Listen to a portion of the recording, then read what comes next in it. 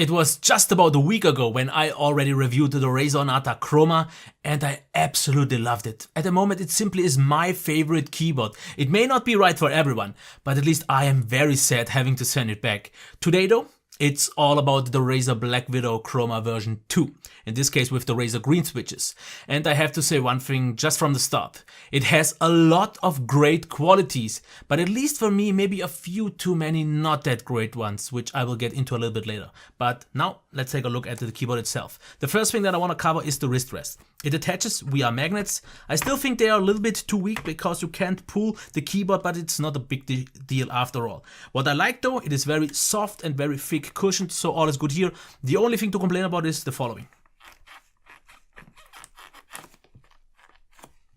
Especially on the sides here where you have your hand, if you press too much, it just squeaks. They could have maybe avoided that. It's not a huge problem unless you maybe press too hard all the time, which I don't think you will. So let's just get it out of the way. It still gets the job done, absolutely. Now let's take a look at the keyboard itself.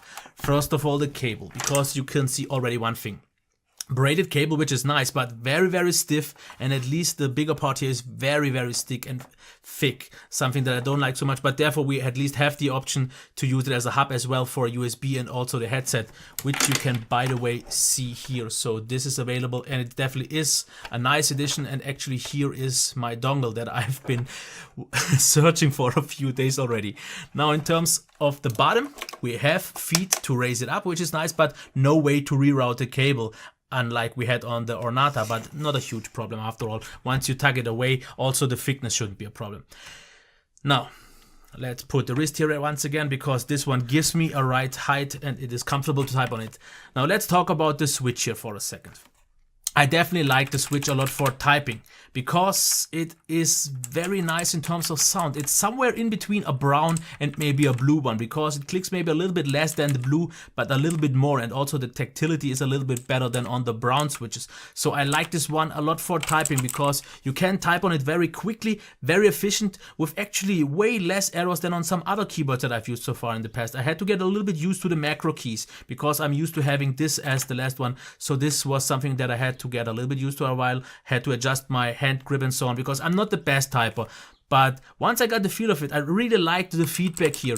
I definitely like the click because it's not too loud, but it gives you just a nice amount of audio feedback, but also tactile feedback. Itself, in terms of the actuation point, is nice because it is quite okay. One thing that I don't like so much though is that the buttons just wiggle a little bit too much. And I have to say, in terms of build quality, it's maybe not the very best one, because a lot of buttons, if you don't press them properly through, just wiggle a little bit, have some kind of rattling to it.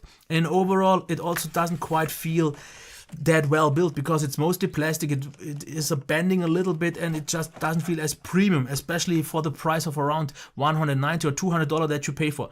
So don't get me wrong, it is not built bad, but for this price I would have just expected a little bit more. But to sum the typing experience up, absolutely love it. I can type on really fast. I have all the buttons here nicely done, and I will talk about the chroma lighting here a little bit later on after review. Actually, just watch that a little bit longer. And the one thing that I will complain just a little bit up front already is that the extra keys like the $ and the ants and so on are not lit up as well. So you will only see the letters, which I think personally are a little bit too small. I would wish for the font to be a little bit bigger, but that's of course personal preference. When I talk about gaming, I have to say it was really great because I could play for a long time, and the kind of actually wobbly buttons have a nice feel to them. The actuation is great, and I can move very fast. It is a great experience. The tactile feedback is great with the sound as well along, so it shouldn't annoy anyone too much. But just to get to the sound demo real quick.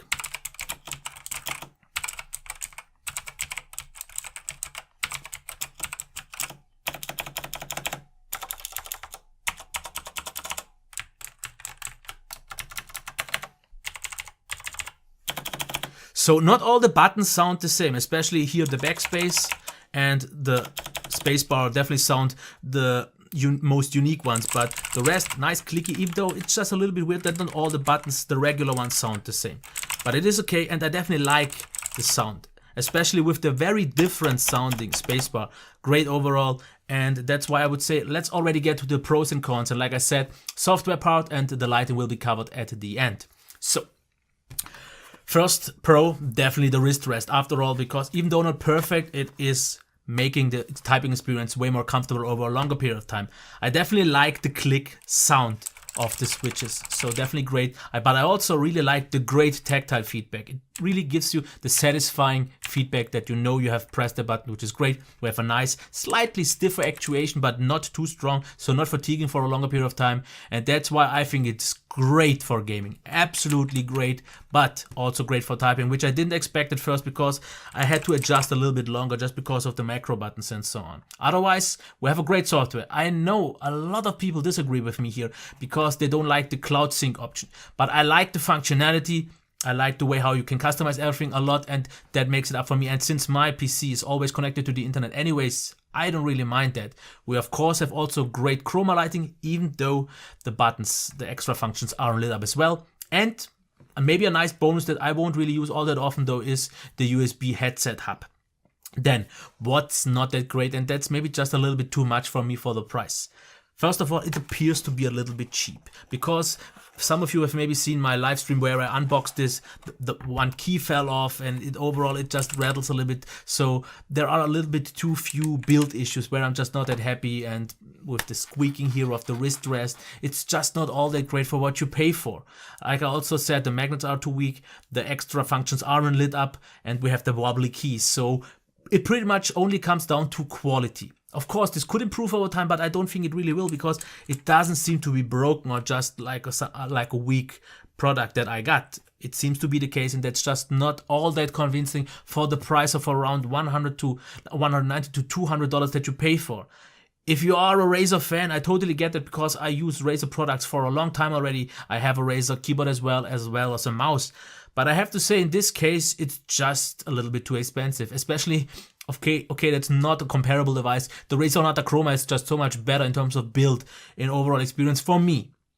If I would be more of a gamer, I would definitely prefer this one over the Untitled. But not for this price, and you could maybe just get the older version, maybe the version 1 or something different, because I don't think too much has changed. I did not review the previous ones, and when I've checked it actually in stores, I kinda preferred the previous models. But maybe these are actually, after all, initial build issues that will improve over time, so maybe it's possible. So check that in store, so don't take my word for it, check it in store. But I can tell you, and otherwise I wouldn't have so many pros, that it is a great one. But definitely not cheap. And that's where I'm gonna leave it. And like I said, afterwards there will be the software part that I will just take from the Untitled because it's pretty much the same, and the lighting. Otherwise, a big thanks to Cyberport for the review units. And if you have maybe the chance to leave a comment, a like, and a subscription, that would be nice. Okay, until next time, bye. Okay, so the main review is over, but for everyone who wants to know a little bit more about the software and also see the lighting in action, now it's the time for that. If you have ever used the Razer device with the Synapse software, you pretty much know what to expect, because here in the first tab where we see the keyboard, we have some different profiles we can set up, and one thing that I particularly like is the auto profile option, because if you enter a specific app that is set to one profile, it will switch the layout to that one, and if you leave it, it will switch back to the other one, and if you enter another app, it will switch once again. So this is something that I particularly find to be very useful on the mice. Now, in terms of the buttons, if you want to set it up, just press the button you want to change, and now you have the options to pretty much set it to everything you want. There is pretty much no limitation. You can set macros, inter-device, mouse functions, keyboard functions, pretty much everything. I didn't run into any limitations so far yet, and this is something that I definitely like a lot. Now, if you go into the lighting, you will see that a little bit later on, especially with the Chroma apps. But here, of course, you can set also different profiles and see the different lighting effects and so on. And then we have the gaming mode where we can disable certain buttons and so on, so they won't disturb us. If we see the macro tab now here you can record tabs and set them up the way you want to. So very powerful for sure. Chroma apps, of course, you can change those, and you have some stats. That's already in some way all about there is to say about the software. I find it to be very, very capable, very useful, and very intuitive. So yeah, nothing further to add here.